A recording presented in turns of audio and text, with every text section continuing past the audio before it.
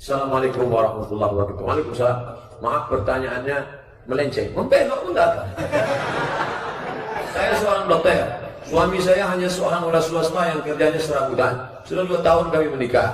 Melihat keadaan seperti ini, ibu dan abang-abang saya menyuruh saya bercerai. Kalau saya tak bercerai, saya tak dianggap anak lagi. Apakah saya harus bercerai, Pak Ustaz? Kalau suamimu itu baik, mengajak engkau ke jalan Allah, hanya saja ekonomi dia kurang baik, pertahankanlah. Tapi emak dan ayah sudah menyuruh, la ta'ata li makhluqin fi maksiatil khaliq. Tak ada ketaatan kalau ketaatan itu menyebabkan engkau maksiat kepada Allah Subhanahu wa taala. Fala tuti'huma wa in ja'alaka 'ala an tusyrika bima laysa laka bihi ilmun. Kalau emak bapakmu memaksaku untuk membuat perbuatan yang dilarang Allah, fala tuti'huma, maka kau tak perlu patuh dan taat.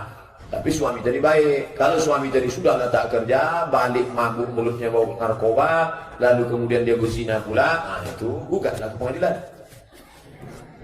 Saya pernah mengikuti semua kajian dan saya berbaiat. Namun akhir ini saya sering mendengar kajian, rasanya saya ragu untuk mengikuti kajian yang lama itu. Apakah saya salah, Pak Ustaz? Karena orang beriman itu tidak boleh ragu. Kajian itu tidak mau bergabung dengan kajian-kajian Ustaz pada umumnya. Tengok dulu Ustaznya siapa, di mana. Kalau masalah baiat itu sumpah setia.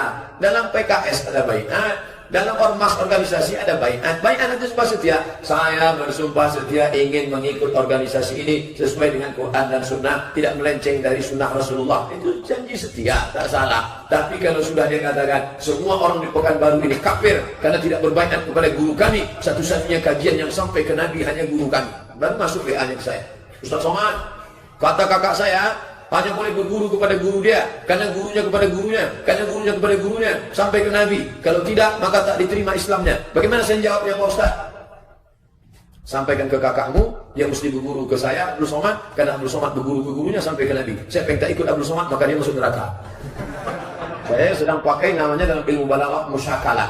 Musyakalah itu teori pikiran kebalik. Kalau dia pakai gitu, pakai balik. Gimana komen dia? Nah, tunjukkan sanad yang kemarin kita pelajari di An-Nur, dari sini sampai ke Nabi. Nah, konten dia, gimana respon dia?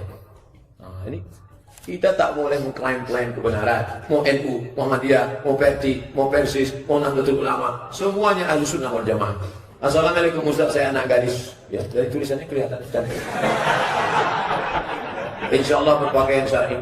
Namun orang tua saya melarang memakai khimar yang panjang. Dia bilang nanti tak dapat jodoh seperti laki-laki biasa. Dia takut saya mendapat jodoh seorang laki-laki yang berjenggot dan celana cingkrang. Katanya tunggu rumah tangga hanya berkhimar panjang. Bagaimana cara menjelaskannya agar tak seperti menggurui, Pak Ustaz? Orang tuamu ini belum ngaji. Beruntung betua ibu-ibu yang anaknya ngaji. Beruntung betua anak muda yang orang tuanya ngaji. Sehingga kajiannya sama. Kalau tidak banyak orang tua cemas. Orang tua lebih cemas anaknya ngaji daripada pecandu narkoba. Takut saya, Pak Ustaz, anak saya ikut ISIS. Nih, maka engkau tak pernah tua di depan orang tuamu, karena orang tuamu jauh lebih tua daripada engkau. Jangan nanti pulang pengajian, Ma, ya, duduk sini. Assalamualaikum warahmatullahi wabarakatuh. Pertama lewat buku, pergi buku tentang hijab syar'i. Kedua, share video-video Ustaz yang meyakinkan lah. Video Buya Yahya yang pakai sorban. Ustaz Somad jangan. Tengok Ustaz apa nih katanya. Tengok yang bergaya, yang serius. Assalamualaikum warahmatullah, tentang aurat anak-anak kita yang bagus itu adalah tunjukkan sama dia. Kemudian pula cari orang yang cakapnya dia dengar. Bapakmu ini siapa yang cakapnya dia dengar? Atasannya Pak Ustaz, atasannya ngaji tak? Ngaji, duduk sama dia, panggil, cerita. Bupati di Riau ini ada yang ngaji, gubernurnya mengaji, wali kotanya mengaji, anak-anak buah dia pegawai. Nah, suruh ngomong sama dia. Nenek mama, orang yang didulukan selangkah ditinggikan selanting, batangnya tapi pesangka, daunnya tapi penaung, akarnya tapi beselo. Suruh ngomong sama dia.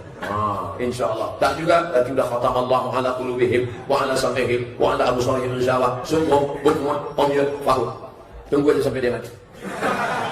Ada tak hadis atau ayat menjelaskan tentang bolehnya minta cerai kepada suami istri mandul? Karena ada jelaskan, tolong Pak Ustaz. Ada namanya dalam fikih al-uyub al-musawwahah, cacat-cacat yang menyebabkan boleh menuntut tolak. Di antaranya penyakit kusta, penyakit supak berbelang-belang, kemudian gila, kemudian maaf cakap tersumbat kemaluan perempuan karena daging atau tulang, laki-laki kena penyakit impoten, maka dikasih waktu kesempatan berobat selama setahun, lalu kemudian setelah itu maka dia memilih. Tapi ada yang tak mau. Dulu aku memilih engkau, kau memilih aku, setelah itu kau terjadi penyakit karena setelah bersamaku, sampai mati kita tak akan berpisah, sampai kematian memisahkan kita.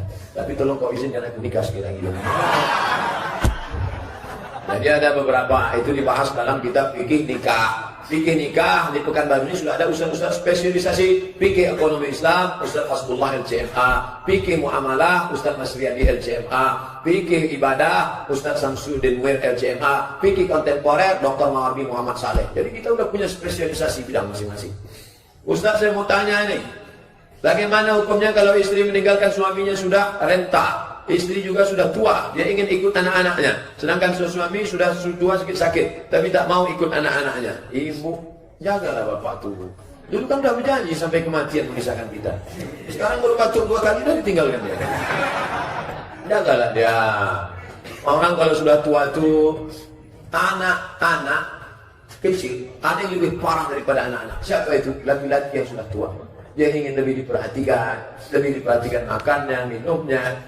Nah, ini luar biasa. Ada seorang ibu-ibu jamaah haji kemarin begitu sampai di embarkasi Batam langsung error. Pas saya kebetulan di Batam, jamaah melapor. Tadi begitu sampai di embarkasi Batam dia langsung error. Kenapa? Ditengoknya pasangan yang ngobrol dengan orang muda, cemburu dia. Langsung mengigau dia menengok cemburu. Jadi tingkat cemburunya lebih tinggi di saat dia sedang tua. Makanya perlu perhatian yang lebih. Ibu perhatikan, jangan ibu tinggalkan pergi pula sama anak. Bang, anak ini dulu sudah kandung 9 bulan 10 hari. Sekarang masanya pula dia mengurus aku. Abang uruslah diri sendiri. Oh, tak bisa gitu.